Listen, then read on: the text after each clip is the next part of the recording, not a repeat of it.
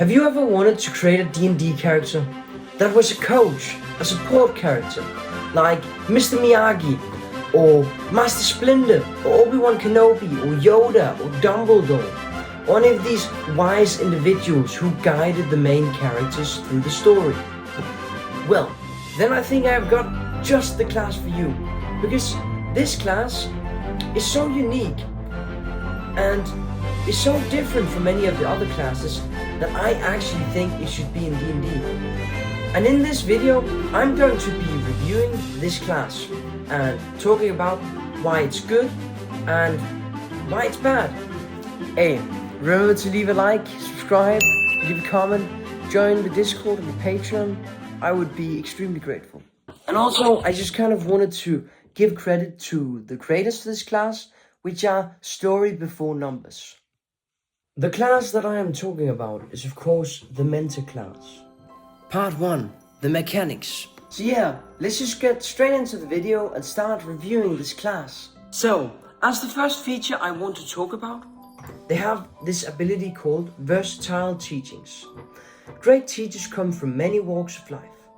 When you first select this class or gain a new level in Mentor, select one ability score from Intelligence, Wisdom or Charisma.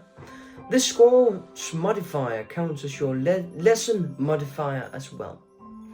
So, basically what this means is that you can choose which of the mental attributes your character focuses on. As of the class features, you can just look them over right here. Oh yeah, and I almost forgot the scaling. As the first level feature, you gain the feature Bided Time. When you spend your turn in initiative not dealing damage, add a Bided Time die, a d4, to your Bided Time pool. The number of Bided Time dice added to your pool on such a turn increases to 2 at 4th level, 3 at 8th level, and 4 at 12th level. The pool contains a maximum number of dice equal to your mentor level. When you deal damage, you may expend any number of dice from this pool and add those dice to the damage roll against one creature or object. You must also fill your Bided Time pool completely, or you may actually, basically you regain all your Bided Time dice at the end of a short or long rest by performing mentoring acts such as teaching, counseling or sparring with a willing creature. Half the dice in your pool, rounded down, disappear when you roll for initiative. And at first level, we also get Strike Now, which basically, as an action, you allow one creature within 60 feet of you to immediately make a singular weapon attack against a creature of your choice. And this scales at 5th level and 11th level. And at 5th level you gain the attack deals 1d10 extra damage, and then 2d10 at 11th level. At 2nd level we gain this really awesome ability called Hidden Reserves. It takes a bonus action, and basically what it does is that you may restore one ability which is regained on a short rest to another creature. And if it's like a pool, like key points or superiority dice, only half of the points are regained. And this also scales at 13th level, where you may use this twice. Then you also gain an ability called Time Heals.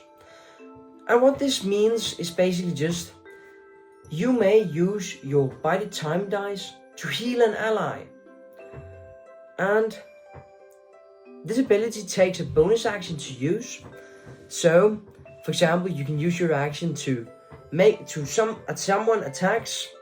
You make another creature attack for you. Then you use your bonus action to heal. And let's say you're 5th level, so you heal 5d4 to that creature, which is pretty good. Then you get a mentor archetype where you can choose between the eccentric, the protective, the mystical, or the strict, which I'm going to be talking about a bit later. Then at 4th level you gain an ability score improvement. At 5th level, you gain life lessons.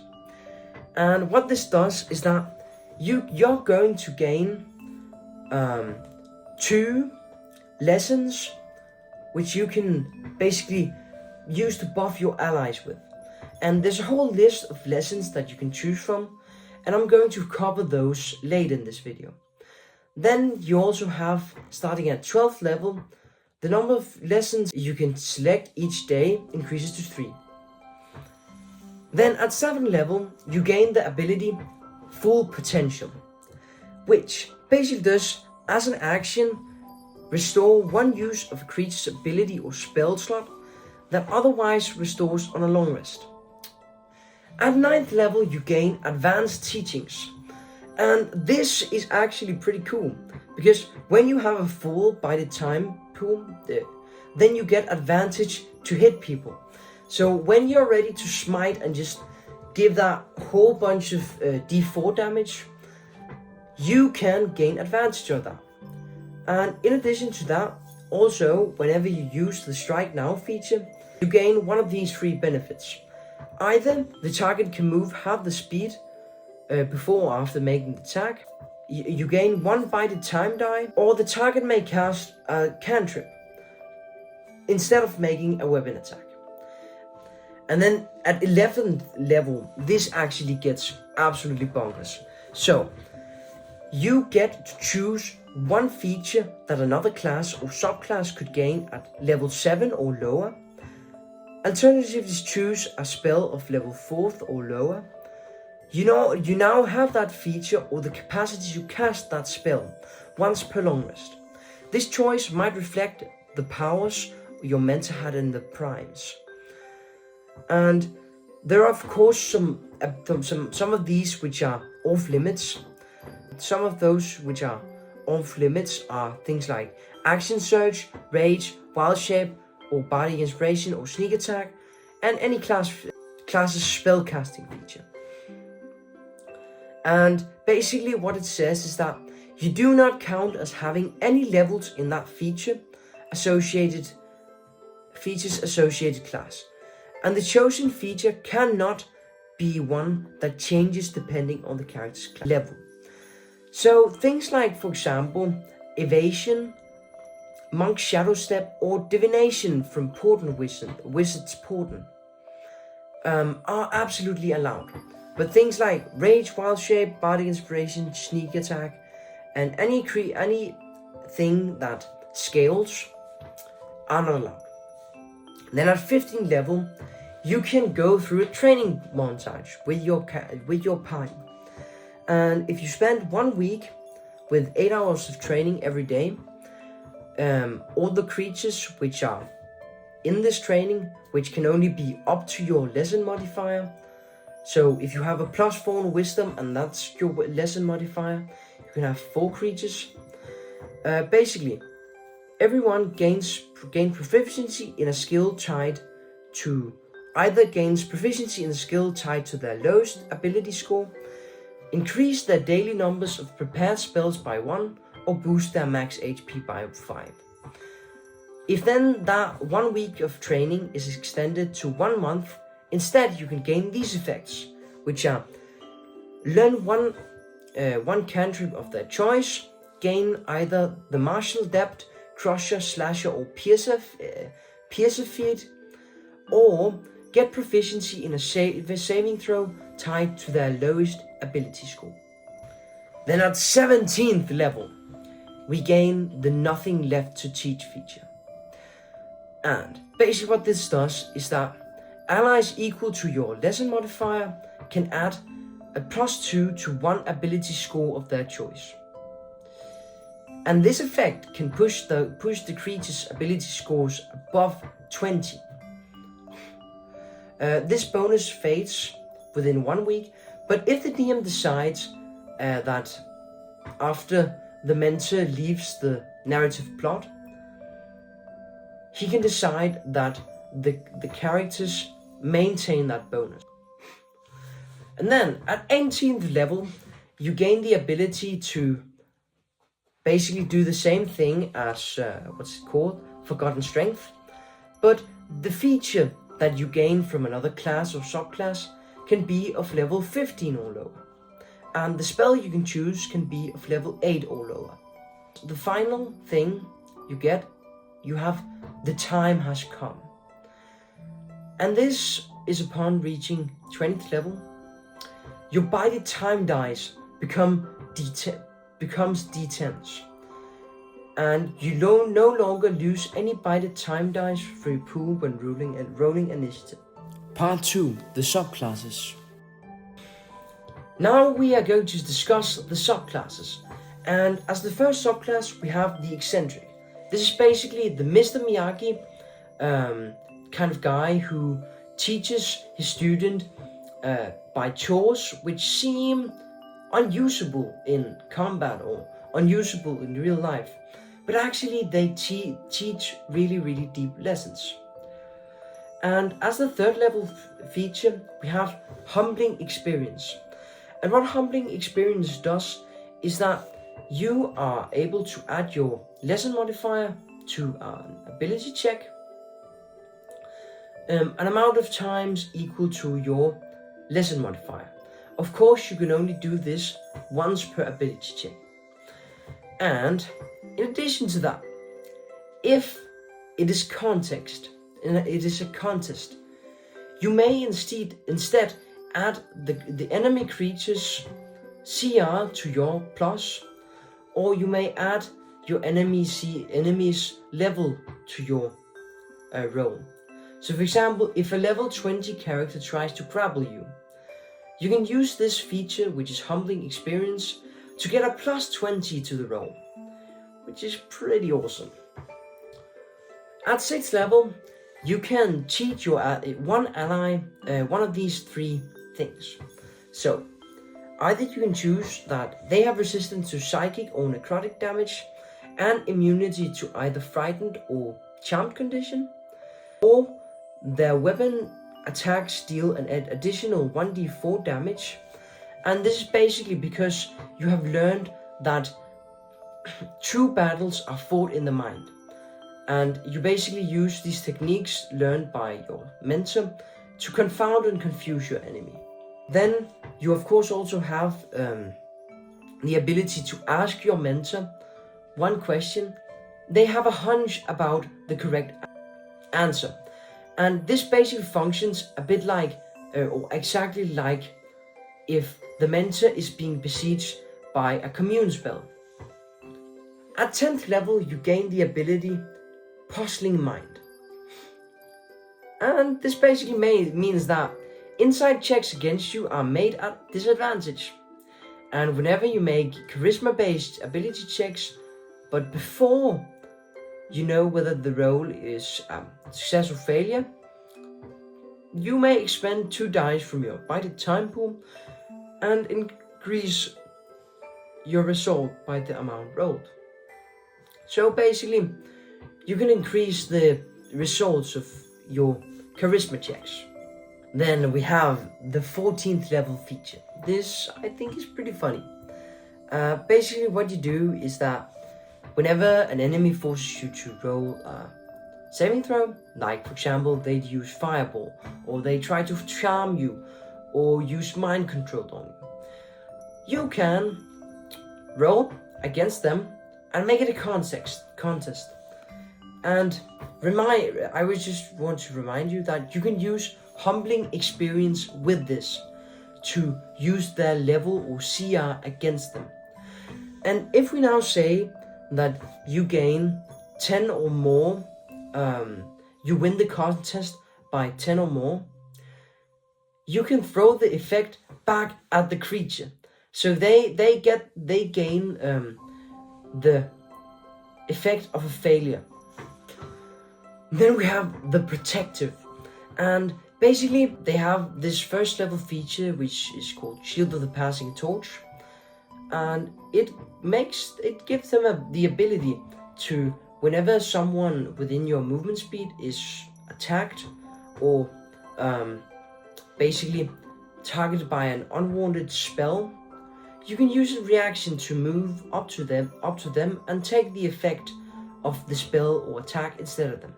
If you drop to 0 hit points, your ally gains +2 damage equal to half your mental level for 1 minute.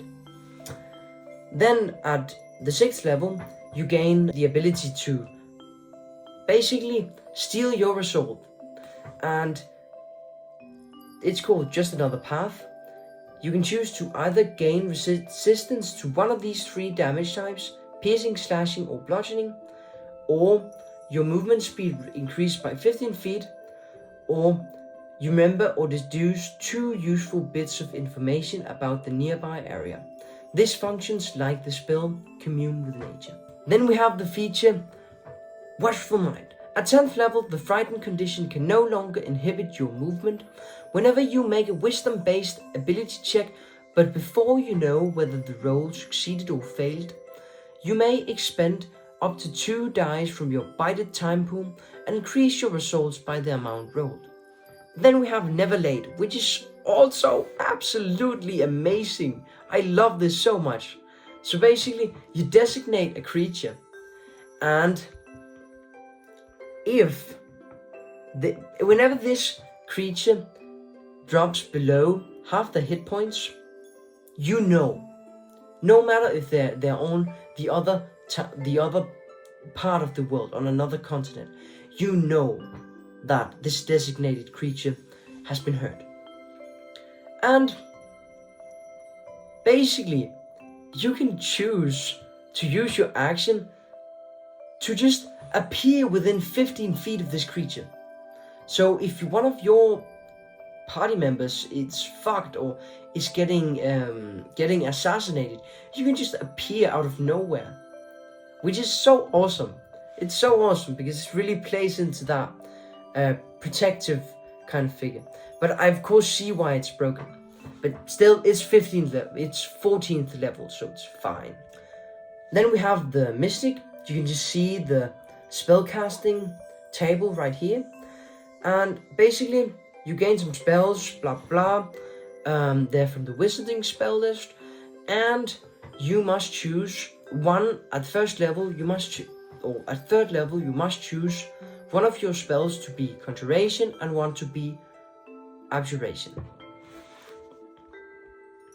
Then, of course, you use your lesson modifier for spells, and at 6th level, you gain the ability to basically teach another creature a first level spell from the Wizard spell list.